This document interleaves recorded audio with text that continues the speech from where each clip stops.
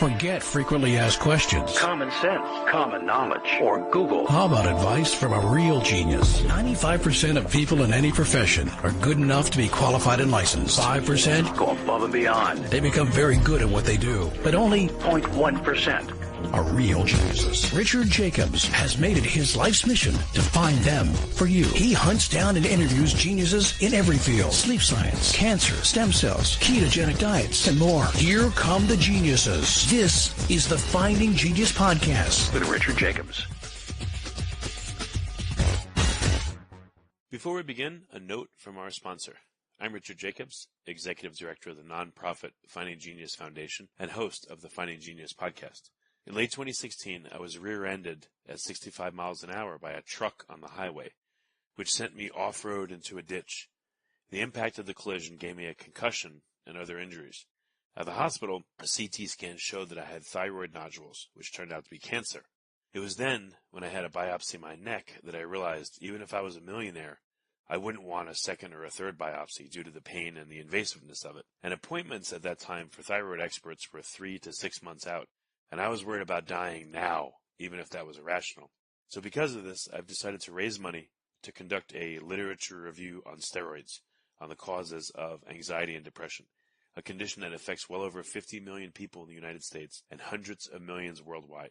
Our goal is to create a codex, a guide that reveals all possible treatments for anxiety and depression for people that live with the condition, or for loved ones that have it, as my wife and my son do. To find out more about our fundraiser, visit findinggeniusfoundation.org and click on current initiatives. And now to our guest. Hello, this is Richard Jacobs with the Finding Genius podcast, now part of the Finding Genius Foundation. My guest today is Linda Scotson. She's the developer of what's called the Linda Scotson technique. It has to do with breathing to help people that are in various medical situations. Yeah, well, just tell me a bit about your technique. It's called the Linda Scotson technique, but I don't know what that means. So tell listeners about your technique and how you came to be where you are. Yes. So I began 43 years ago when my son was seriously brain injured. I'd been widowed. I had a young daughter. I was told that his condition was hopeless. There was a very bad blood incompatibility. It was very well written up, and he wouldn't be able to see, hear, move, relate to the world about him.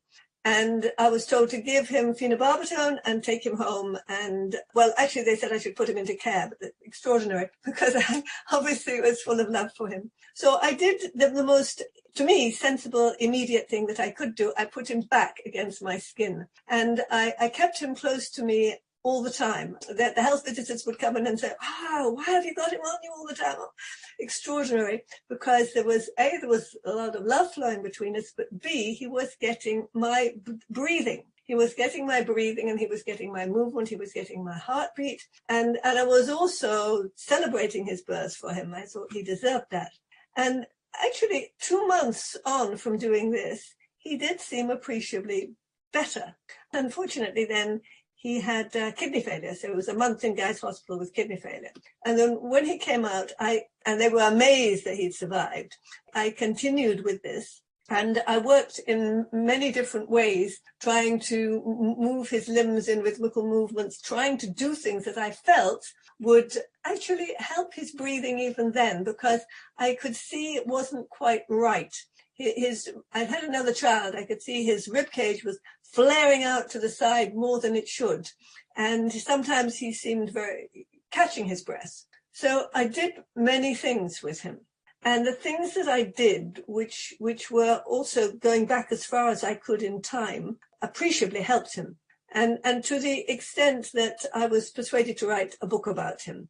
And that became a bestseller. So I got to know a lot of people with children with problems, but I could see that I hadn't got far enough with him. Actually, he could walk, which was extraordinary, and he could see, and clearly he had some hearing with hearing aids, but he... What was your son's condition? What was it called?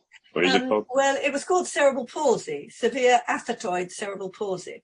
But what prompted it was something called connectors, is a blood incompatibility, where the mother's blood works against the blood group of the child she is carrying, treats the child she is carrying as an invader, tries to get rid of it. So it creates this yellow bile pigment, which poisons the brain and also makes the baby very yellow for a while too. So it's a very serious, well-documented condition. So they couldn't really say to me, we must have made a mistake, because with a bilirubin count as high as Doran's, you wouldn't make a mistake. And I more or less did the opposite of most things that I had been told. But I could see as he was getting older, above the age of 6, he was still quite floppy, although he could walk. He wasn't really able to speak. Although I felt he was bright, I didn't think that he really had a very sophisticated understanding of what was going on around him, except in terms of play and being with me. I felt there's far more to Doran to be unlocked. I sent a copy. I didn't have a television, but some kind soul lent me a television and told me to look at what was called a Horizon program on the brain. And there was a Professor Patrick Wall, who was head of the Cerebral Studies Department at London University, speaking about brain plasticity. And it was very fascinating. It coincided with my own thoughts. So I sent him a copy of the book, and he invited me up to meet him. I also explained to him what I thought. I thought that the problems with recovery of function after a brain injury in children were not just to do with the brain. The main problem was that the respiratory system had been affected. And I had some other kind soul had lent me some textbooks in physiology. So I'd been able to see that the main respiratory muscle, which is the diaphragm, which was clearly weak in Dawn, which is under the bottom part of the rib cage, just slightly above the bottom of the sternum, that's the breastbone, going down towards the bottom of the rib cage. This muscle, which looks, fairly uninteresting, actually is a phenomenal muscle. It is a pump that pumps the deoxygenated blood from the veins back to the heart, and in fact the deoxygenated blood from all the organs and tissues of the body back to the heart. And the amount of oxygenated blood that can get into the brain is determined by the amount of deoxygenated blood that can be removed. So if your diaphragm is weak and you've got a brain injury, then the flow of blood round and through the little capillaries near to the damaged area, that's going to be missed quite a bit. Okay, quick question here. What does it mean to have a weak diaphragm? And how does someone know if they have a weak diaphragm?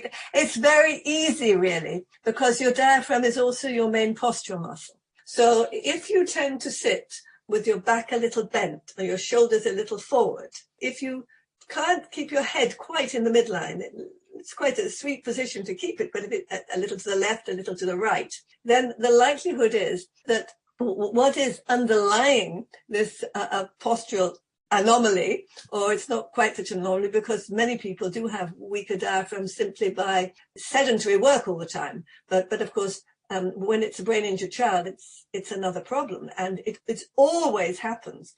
It always happens after a brain injury, because this is, the story goes on, if I can just go quickly, because obviously I didn't have this information until I got to university. So I'm trying to do it in a bit of a sequence. The lovely thing about Professor Wall was he didn't treat me as an artist who didn't really know what they were talking about. Well, he obviously had asked me up there. He said, look, what you're saying is very interesting, but I think you would like to put it more scientifically. Why don't you phrase it like this? And he kept helping me in this way. And then he found somebody who would help me to do some research on the breathing of the children. I still didn't know the origin of the problem. I could see it was there, but I didn't know its origin. And finally he said, I think you should do a PhD. There are PhDs who don't have first degrees in science in this department. You can do 3 years in one, and I think you should be in the psychology department, which was a wise choice. So I'll find someone to back for you. And I think you're up to it. So I said, oh, right, yes, I'll do that. So then it was a long time ago. There was no internet, really. So I had the university library. And in the library, I found literature that told me some very revealing things. And one of these was that if there was a drop in oxygen to the brain, it's called hypoxia. If there was a drop in oxygen to the brain, then there will be a compensatory redirection of blood supply away from the fetus's lungs and diaphragm to the brain, to help the brain. Now, this may work in many people. There may be a slight weakness somewhere, but it just gives them their character. But they have a mark on their respiratory system, which, if placed under further stresses in later life, can actually contribute to or even cause a poor health state of one kind or another. And unfortunately, clinicians don't look that far back. You have a lot of symptoms, but they tend to treat the symptoms with the pharmacological products rather than look back in time and try to establish why it's your liver, your kidneys, your pancreas, your lungs that are a problem. And in fact, when you understand the work the diaphragm does, you'll see that it is a multifunctional organ on which the health of all the other organs in your body really depend. If you had a brain injury, then the situation is much worse, because now you've got dead cells and broken blood vessels in your brain, and what they need to optimize, what that area of the brain needs to optimize functionally, is increased amount of oxygen in the vulnerable area. But now you're not going to get it because your diaphragm is too weak to provide. So your diaphragm What does that mean? So if you have a weak diaphragm, what happens when you breathe? What does that mean? You're not getting enough oxygen? What is happening in the breathing process? Before we continue, I've been personally funding the Finding Genius podcast for 4.5 years now, which has led to 2,700 plus interviews of clinicians, researchers, scientists, CEOs, and other amazing people who are working to advance science and improve our lives and our world. Even though this podcast gets 100,000 plus downloads a month, we need your help to reach hundreds of thousands more worldwide.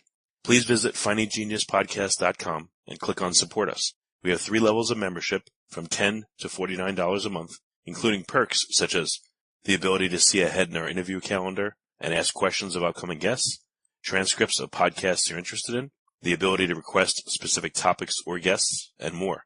Visit findinggeniuspodcast.com and click Support Us today. Now, back to the show.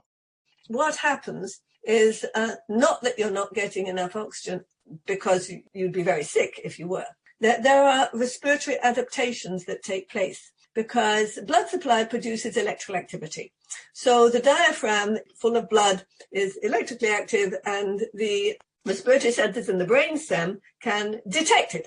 Diaphragm's working, everything is well. Diaphragm is not working so well. We have to switch respiratory control. So they switch the respiratory control to the upper chest and to the abdomen to support the diaphragm. So breathers can be very varied. The diaphragm may be very underdeveloped and small, or it may be weak and flat and exhausting itself all the time and supported by these 2 other positions. But nothing can beat a diaphragm. So your respiratory, circulatory, postural system is not going to be working so well because you've got a weaker diaphragm. When you were born, your diaphragm is very flat. I have some pictures of it, but of course we're not visual, are we? So it's a beautiful, beautiful crimson dome. It's full of blood vessels because it's got such a huge network of nerves. So the phrenic nerve, which is the diaphragm nerve, that comes from the neck, it divides into, and it goes each side of the diaphragm, then it splits in 4, and then this huge network of nerves grows. But to grow nerves and to feed nerves, they need blood supply. So they need blood vessels. So if there are not enough blood vessels, the nerves simply will work less efficiently to send the signals for the beautiful crimson diaphragm to do its work so efficiently. Also, the diaphragm should be provided with what is called fatigue-resistant muscle fibers, because it has to keep going and it has to keep meeting each new challenge for oxygen as we make it. So this means that there is an inherent weakness there. So again, you're using your upper chest. Now, if you use your upper chest, let's say that you don't have any particularly marked brain injury, but you're an upper chest breather. So breathing with the upper chest, that's equivalent of emotional breathing. We have 2 sorts of breathing, 2 main sorts of breathing. One with the upper chest when you're emotional, when you're excited, when you're anxious, and the diaphragm breathing. So the upper chest breathing creates arousal. Oh, I must remember that. I'll remember to meet at 6 o'clock or 6:30. But you're only meant to be aroused for a moment. Then you should breathe down with your diaphragm in order to make the appropriate plan and to carry on with your day until the moment when you have to get ready for the meeting. So this arousal is laid down through a part of the brain called the limbic system, which changes your breathing pattern in relation to your emotions and also gives you a very focus. So you're focusing within the context of this brain structure.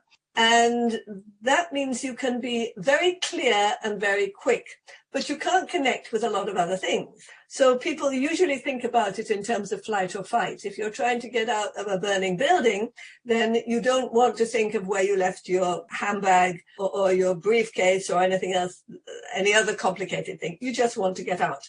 And you don't really want to speak or listen to anything very much except a very simple order. Okay, then of course you've got to run, and in the course of running, you come down to diaphragmatic breathing again. But we do this for much more minor events all the time, I'm sure you'll recognize. If you like this podcast, please click the link in the description to subscribe and review us on iTunes. If you get stuck breathing here, which is very easy to do, then you start to be getting anxious, you can get panic attacks, you can get post-traumatic stress to a larger or smaller degree, because you're going over and over and over this information that's been laid down in your limbic system. Whereas once you breathe again with your diaphragm, then remember, your diaphragm is responsible for changing respiratory rate and depth. It's feeding the whole brain. Your upper thoracic breathing is meant to be going much more directly into this focused, immediate reaction in the limbic system. Okay? Yeah, do you have a protocol for people that suffer anxiety? Yes, it's wonderful. It's so wonderful. Once you understand it, once you understand that it's not something that was intended to be in your character. What probably happened was, because actually most problems in later life are created before we are born. They're laid down before we are born. It's called the fetal origins hypothesis, and it's been well documented by various professors in England. So this means that suppose before you were born or just after, there was a slight drop in oxygen around some of the structures in the limbic system. So this means that you are more likely to be trapped in that system, thinking over and over and over again of some topic that causes you anxiety, concern, worry. And when you're breathing with your upper chest, you're reducing the blood oxygen to your diaphragm. So the balance in the brain has gone. You're focusing on those brain structures. There's enough blood supply there to intensely focus on those brain structures and what has been recorded there, which has been either something that was pleasant or unpleasant, and it will tend to repeat it. It's trying to remind you. It's trying to be helpful. But under normal circumstances, your brain would reconnect with other areas of information, and that would then recharacterize that event. Oh, well, we don't really have to worry so much about that because of this. And anyway, that only just happened. You mean like you can deliberately couple different types of breathing styles to what you're experiencing to change your experience? Yes, absolutely, yes. Breathing very much characterizes your experience, and anybody could do it. They can make themselves very anxious by breathing up here for any length of time. And that's where you get panic attacks, because, of course, if you're breathing up there for any length of time, oxygen levels are dropping, which makes you panic. So you breathe more like that. You don't need a pill. You need to change your breathing. Oh, yeah, I've heard people go, I can't breathe. Yes. And they're like, yeah, I understand what you mean. Yes. A quick thought occurred. So when you're going through a particular experience, an emotional experience, or let's say you're even studying to learn material, can you use your breathing to, I guess, completely change how you experience emotions? Or if you're trying to learn something, can you do it to help you learn better? You can. Sometimes this is difficult, which is why if you understand how to just gently increase the blood supply back into your diaphragm again by the light, gentle pressures which I developed, which really copy the internal pressures of breathing within the body and their effect on the microcirculation and I suppose the magnetic fields as well. But you can just think about the tiny blood vessels. You're just slightly compressing and decompressing. So you're creating pulses of blood, increasing blood through your diaphragm. So then the respiratory center re-identifies the diaphragm and you come down and breathe with your diaphragm. So that's an easier way of doing it than trying to alter your breathing pattern. If you've been a habitual upper thoracic breather, you can try and you may be able to do it. But until your diaphragm is a bit stronger, it will be more tricky. Once your diaphragm is stronger, it becomes automatic. Yeah, that's very interesting. So I'm imagining if you take a deep breath and if you direct your breath to the bottom of your belly or let's say to your back or your front, the breath, I guess, would push against all the material inside you. Yes, it does. And compress it and make a lot of secondary and tertiary effects from that, right? Yes, this is so obvious. It's so obvious. And again, there are lots of papers that refer to this. You know, during fetal development, the diaphragm moves. It's called fetal breathing.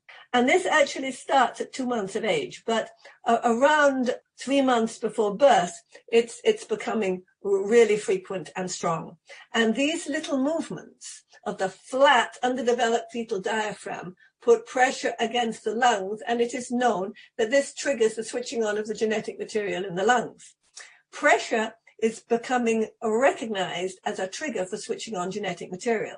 Pressure and the presence of oxygen. I think if you remember, about 3 years ago, 3 scientists got the Nobel Prize for showing that the presence of oxygen in the cell was a trigger for the cell switching on its genetic material and maintaining it. Though, if you think logically, why would a cell switch on its genetic material if it wasn't having any oxygen and it wasn't having any information? Because life is movement. We never stop moving because we never stop breathing. So all the time, these little gentle pressures against the cell membrane are occurring. And this is giving information, more and more information, and it connects everything up. Too long, I think, we've seen all our organs in isolation from one another. They're actually all connected by the diaphragm. And human development is driven by diaphragmatic breathing. I know, again, we're not visual right now. We are on a podcast, but are you able to describe one method of breathing that people can practice while they're listening to change their state? And what will it do? Well, it's useful to know that the diaphragm descends when you inhale. Many people think that it must ascend to lift the chest, but when you think a little bit more logically, the descent of the diaphragm allows the lungs to inflate much more. So you need to have space. The diaphragm is connected to all your internal organs, your pelvic floor. The whole lot move up and down when you breathe. So what a good inhalation is the diaphragm flares out slightly to the sides and moves down. And it's the dome flattens, but doesn't flatten completely. So it's still got sides to it, which are pushing slightly on the walls of the rib cage. So what you don't want to try and do is push your belly in and out, just using the abdominal muscles to do that. That just goes out naturally while space is being made for the descending diaphragm. Good breathing, if you put your hands just around your lower rib cage with your fingertips just touching. So when you breathe in, you should feel those fingertips just parting a little bit because the diaphragm should be moving out to the sides. And if you put your hand on over your navel, you should just feel a little movement there, but not one that you've made yourself. You haven't attempted to move your abdominal muscles. You can just feel the expansion of your lungs as the diaphragm drops. And that's such a refreshing, good feeling. But as soon as you start to breathe up with the upper chest, it becomes more stressful for the whole body. But many people do that all the time because this is the way they think they should breathe. And the little problematic consequences are not related to the way you breathe or to because they're related directly to circulation in the upper body, circulation in the lower body, emotional state, so many consequences. We hook in on ourselves because we don't breathe optimally. And it's not easy. You can go to the gym You can go to your yoga class or your Tai Chi class, but if your diaphragm is weaker and you can't really identify it, your reaction will be to use any muscle to create the illusion that you're using your diaphragm, and you'll be tired and you won't be satisfied, and you'll see your other friends in the class doing quite well, and you'll wonder, why can't I do this? What's wrong with belly breathing or trying to deliberately breathe into different parts of your body? Somewhat. But. No. What I'm saying is nothing wrong when your belly moves because it's your diaphragm moving. But when you're moving your belly because your abdominal muscles are doing it, that's artificial. It doesn't mean that the abdomen is being displaced because the diaphragm is descending. You see? If you're breathing up, your belly will go out. So yes, right. So you are belly breathing, but you're not deliberately trying to move your abdominal muscle. Well, I can see like you could do it. You could do it two ways. It looks like you could push your belly out and breathe, and like you said, you think you're breathing into your belly. Or I guess you could breathe and let your diaphragm push your belly out. Yes, maybe now focus that's your fine. attention there so that you lead. Yeah, that's what it's intended to be. You can direct your attention to different spots as you breathe, as long as you're thinking of the breath. You can move your breath anywhere because your circulation, your breath, your diaphragm creates a responsive circulatory system so that it's responding to the needs for oxygen of all the tissues in the body. So from your toe to your brain, your diaphragm is involved in this. So yes, you can direct it, but you've got to understand that you're directing your breathing, that you're not just sort of tensing a muscle in what appears to be the location you want to contact. And to do that, you've got to know your diaphragm, and we have these bodily organs, don't we? That's us. We live with them. We don't really know them. We don't even talk to them. We don't say thank you to them. They're all performing roles, but very few of us could describe what they are. And they wouldn't be able to discuss either what holds them all together, how they all connect. And in fact, they all connect to a wonderful web. It's like a fiber optic web called fascia, of which the diaphragm is made.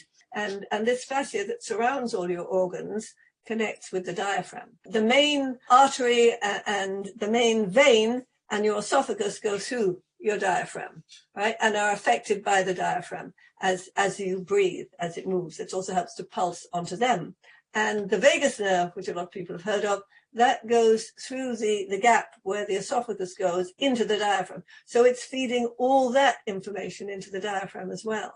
Diaphragm has a lot to contend with, and it's your breathing affects your heart rate very much as well. And diaphragm has reflexes. Okay. So you discovered this and you used it to help your son dramatically improve his condition. What does your practice look like today? Like, who do you and how? Who do I help? Well, children with autism, children with cerebral palsy, children with various symptoms, anyone who has a neurological condition. We help people with anxiety, panic attacks. We help people who have various illnesses, because when your diaphragm is central to your immune system, because it drives the lymph around the body. And the lymph flow, as you probably know, is your body's main detoxifying system. So if your diaphragm is weaker and exhausted trying to help you, it needs some help to continue to help you. So we have people who have been sick in many ways, people who think they've got long COVID, that's what they're diagnosed with. But usually when that sort of condition arises, when you trace back into their history, you can see a whole lot of very clear reasons why they have reacted as they did. And this just tipped them over. That made them different. And of course, when you look back into the fetal origins of the situation, you can see that there are variations because of the frequency, intensity, duration, and timing of the drop in oxygen, which each individual person has experienced one way or another. So it's very nice. And I treat over Skype. I treat over Skype and Zoom.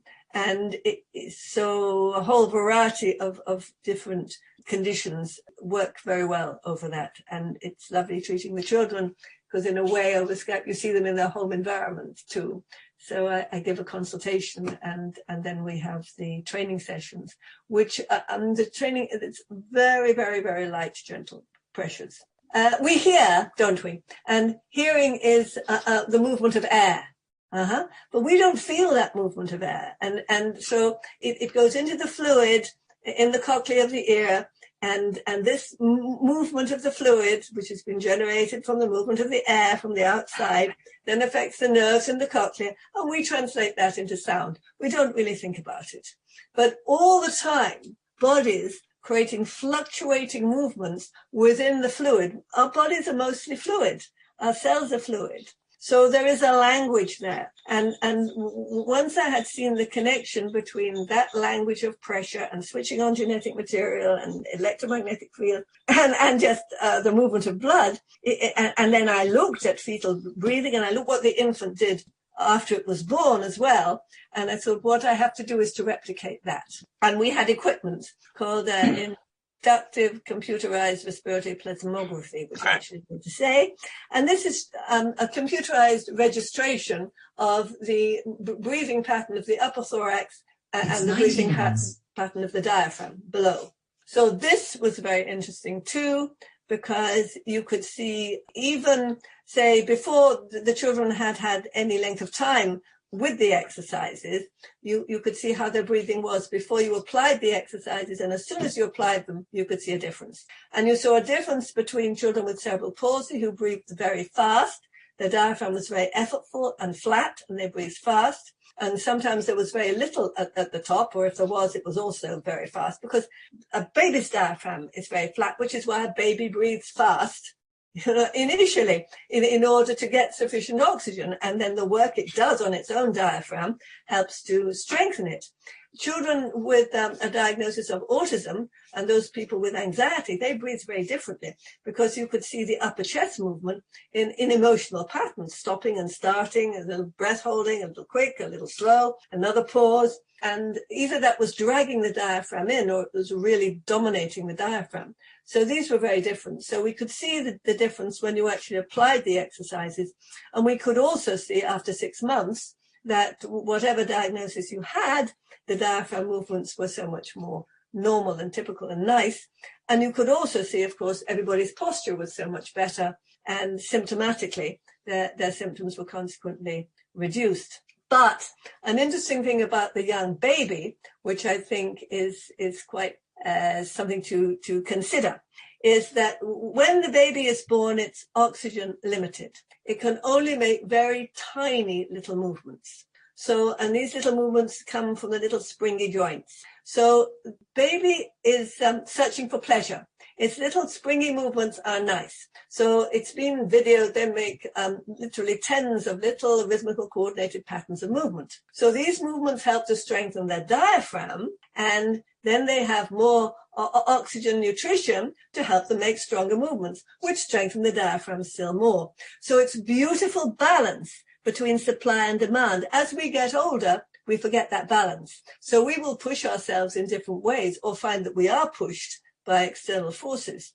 so that we are already borderline stressing the diaphragm, and we don't walk enough. Walking is very nice because the muscles between the pelvis and the diaphragm are helping to work as we move, and with each step that we take, they're moving, and our breathing is moving up and down into our abdomen. So that's really giving a wonderful deep internal massage and bringing health into our bodies. We don't do that enough. We're not intended to live in this civilized state, basically. Well, very good, Linda. How can people find out more about your work? Do you have a book out? How can they find more resources? Do you have a website? Where can people go to learn more about you? Yes. The website is www.lindascotson.co.uk. And that will take you to my website, but on the bar at the top, you can go into the children's website as well. So you can see it from both points of view. But there are a couple of little videos on my website, and a lot about the diaphragm very directly, that will help you to understand that before you if you want to, then need to go into the children's website. off the bar. Okay. Thank you so much for coming. I appreciate it. Thank you so much. Good breathing. If you like this podcast, please click the link in the description to subscribe and review us on iTunes. You've been listening to the Finding Genius podcast with Richard Jacobs. If you like what you hear, be sure to review and subscribe to the Finding Genius podcast on iTunes or wherever you listen to podcasts. And want to be smarter than everybody else? Become a premium member at findinggeniuspodcast.com. This podcast is for information only. No advice of any kind is being given. Any action you take or don't take as a result of listening is your sole responsibility. Consult professionals when advice is needed.